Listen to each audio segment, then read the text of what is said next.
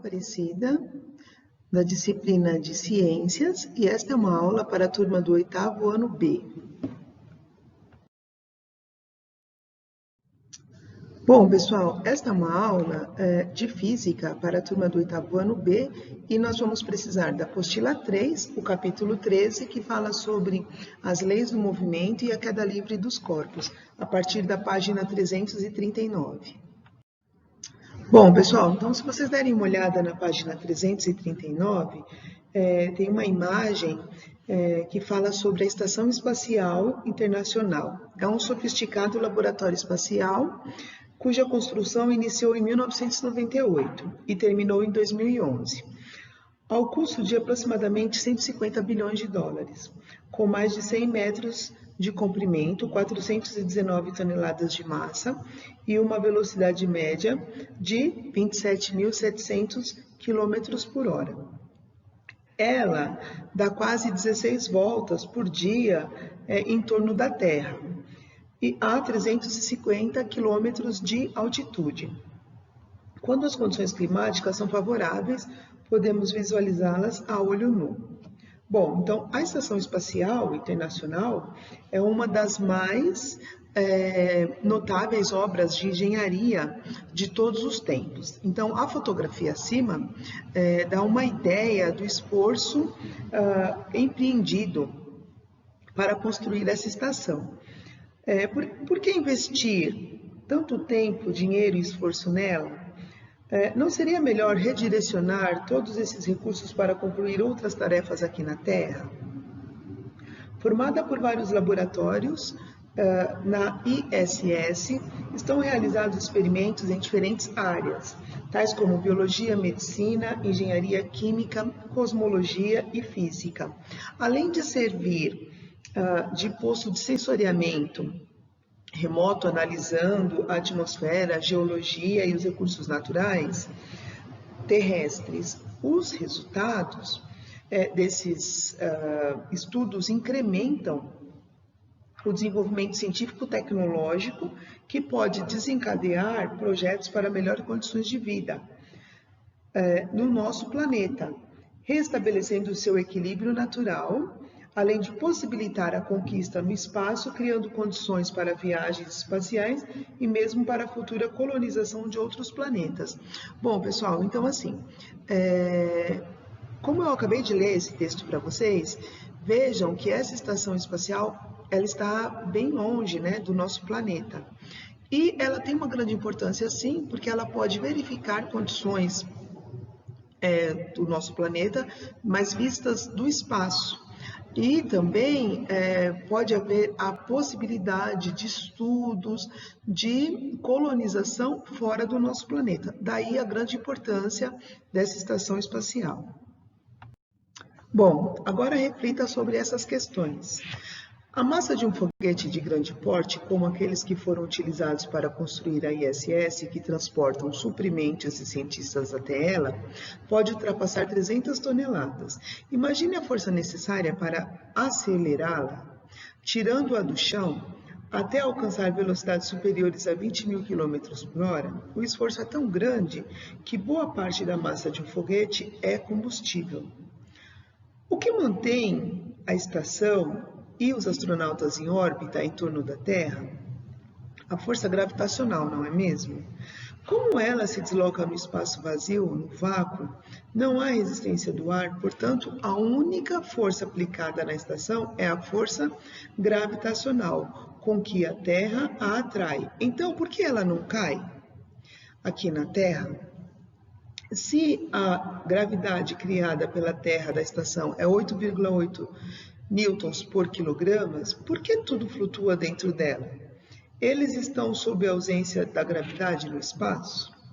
Para entender essas e outras questões, vamos estudar agora sobre as leis de movimento de Newton e algumas das suas aplicações, e como o conceito de queda livre.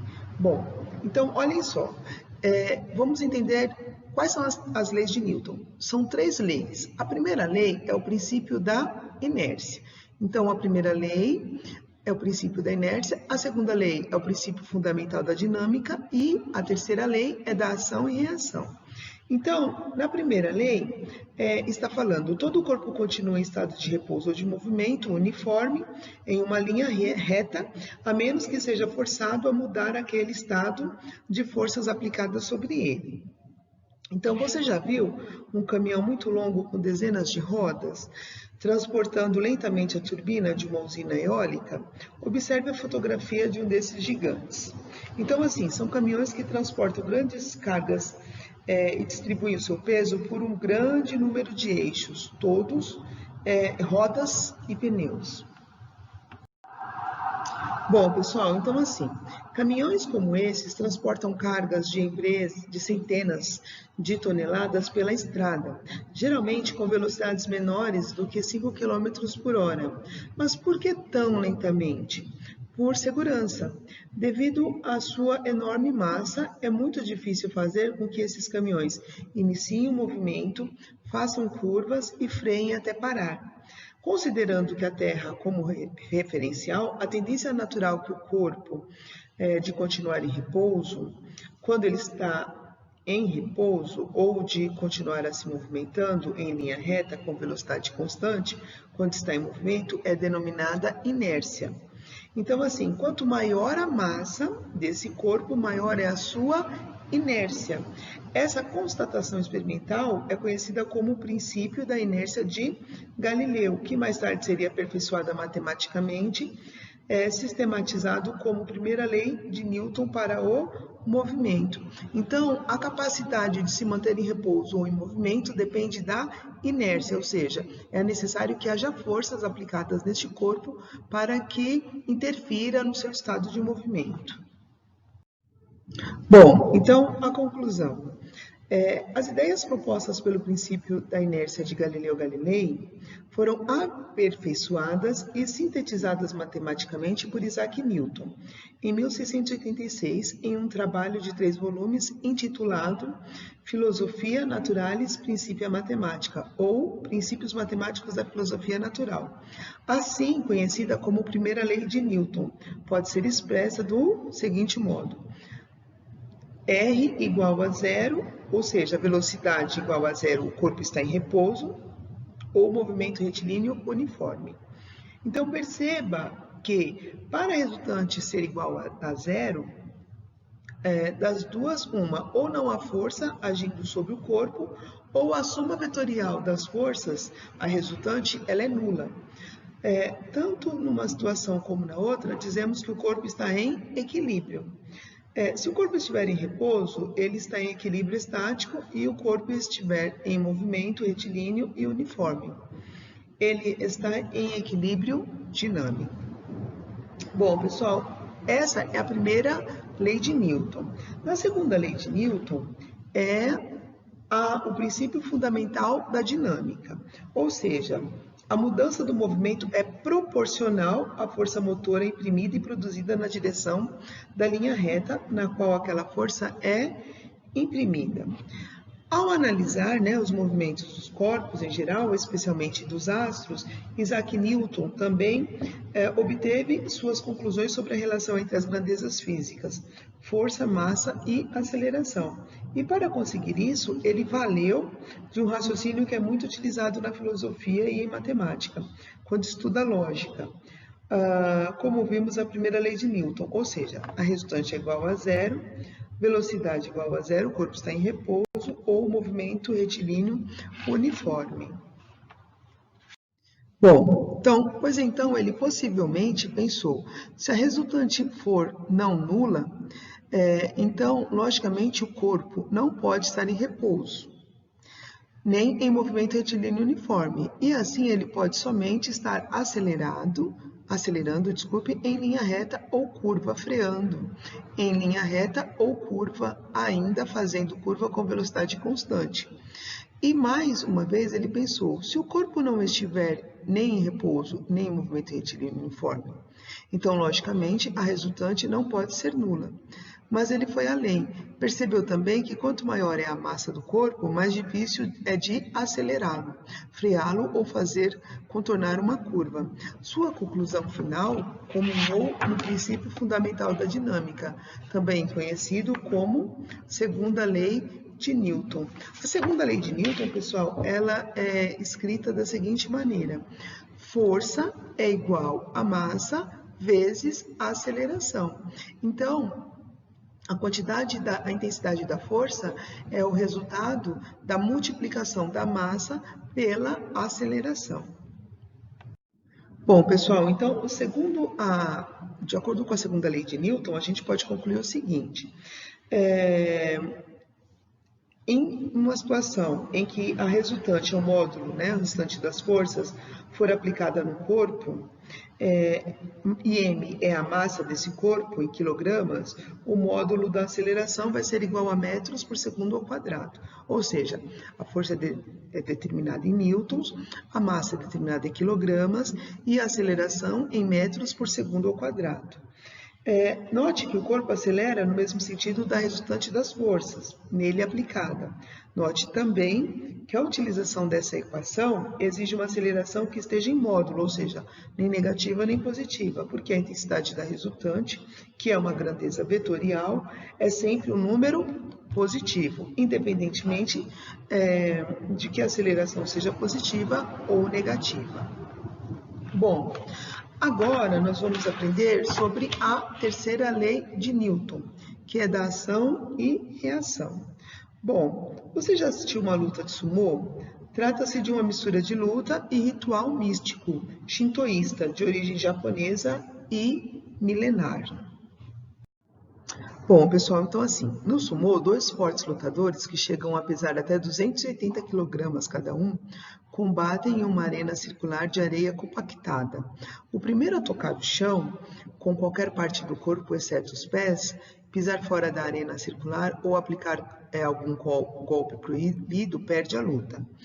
À luz da ciência, o sumô é uma forma de combate que pode nos revelar um princípio muito simples, porém bastante interessante.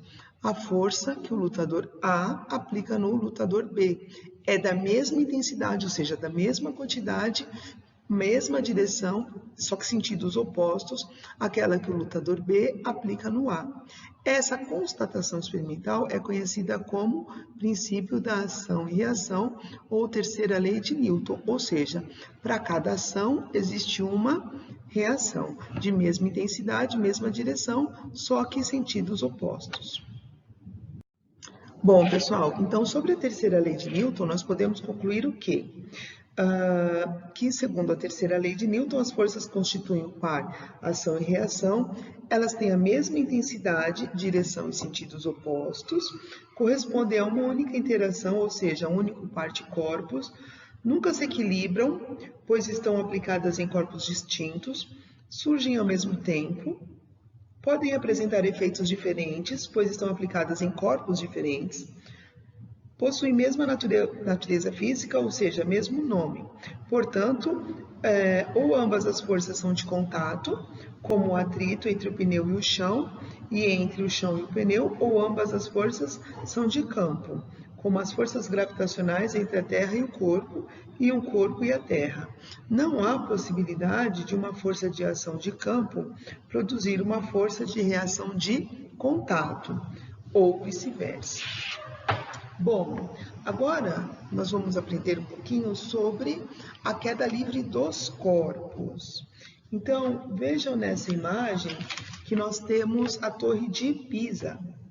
Então, assim, por volta dos 35 anos de idade, quando lecionava em Pisa, Galileu começou a escrever um pequeno tratado sobre o movimento dos corpos, denominado de moto, que vem do latim sobre o movimento. Nessa publicação, ele rompeu com a teoria aristotélica do movimento, segundo a qual a velocidade da queda de um corpo é proporcional ao seu peso. Para Galileu, o peso de um corpo não deveria ter qualquer influência na velocidade de queda. A comprovação seria simples, bastava abandonar corpos em diferentes pesos por exemplo, do alto da Torre de Pisa e comparar o tempo de queda desses corpos. Há relatos na literatura de que bolas de 1 grama e de 10 gramas teriam sido abandonadas simultaneamente, ou seja, ao mesmo tempo, do alto da torre, mas elas chegam ao solo ao mesmo tempo. Apesar de muitos historiadores contestarem a veracidade, né, a verdade em relação a esses acontecimentos, essa história mostra certamente que Galileu pesquisou muito sobre a queda dos corpos e provou, ao contrário da teoria de Aristóteles, que corpos de diferentes massas caem com a mesma aceleração. Mais tarde, Newton aperfeiçoou esse estudo explicando cientificamente por que isso aconteceria. Bom, você sabia? Queda livre na Lua. Depois das primeiras missões de reconhecimento, os Estados Unidos planejaram uma missão cujo caráter era essencialmente científico, Apollo 15. Para reforçar essa intenção, em 1971, o comandante David Scott foi filmado recriando o lendário experimento da Torre de Pisa por uma equipe da Lua. Afinal, como a Lua não há atmosfera, todo o corpo que cai em queda livre. Bem, na minha mão esquerda, eu tenho uma pena, na minha mão direita, um martelo. Imagino que uma das razões para estarmos aqui hoje é a causa do cavalheiro chamado Galileu. Há muito tempo, ele fez uma descoberta muito significativa sobre objetos em queda em campos gravitacionais. E nós pensamos, que lugar seria melhor para confirmar suas descobertas do que na Lua? Então, pensamos em fazer isso para vocês aqui.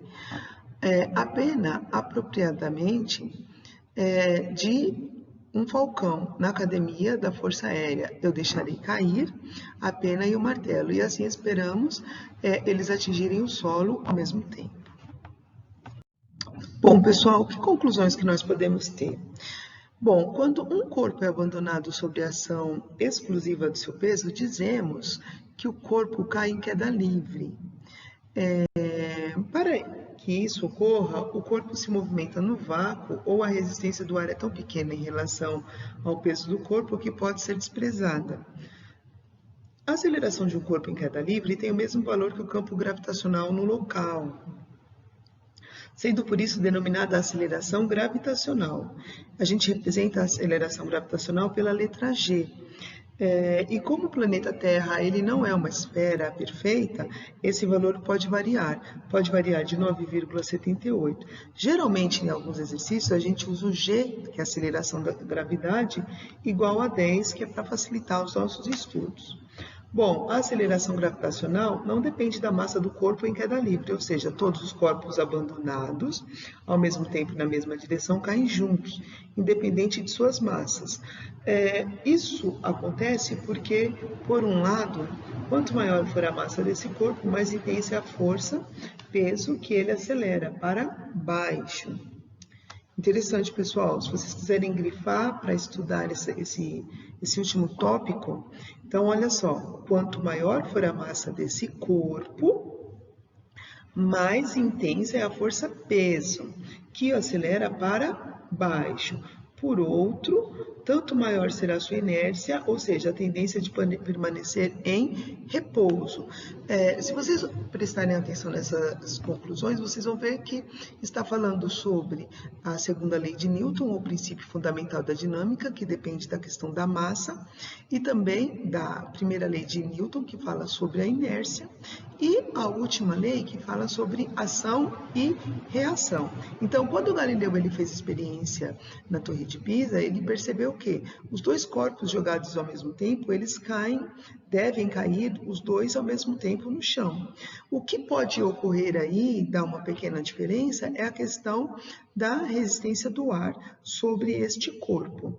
E a força, a segunda lei de Newton, nós calculamos assim: força é igual a massa vezes aceleração. E se for a força-peso é igual a massa vezes o G, que é a aceleração da gravidade do planeta ou da região onde você está estudando. Por exemplo, nós vamos utilizar o 10 como sendo um valor, 10 metros por segundo ao quadrado, um valor padrão para facilitar os nossos cálculos, sendo que isso no planeta Terra. Já na Lua, esse valor é 6 vezes menor. Então, vocês devem prestar atenção de que região que está falando determinado exercício. Bom, pessoal, eu vou pedir para vocês fazerem os exercícios da página 341 à página 351, do exercício 1 ao 6 e o desafio da página 354.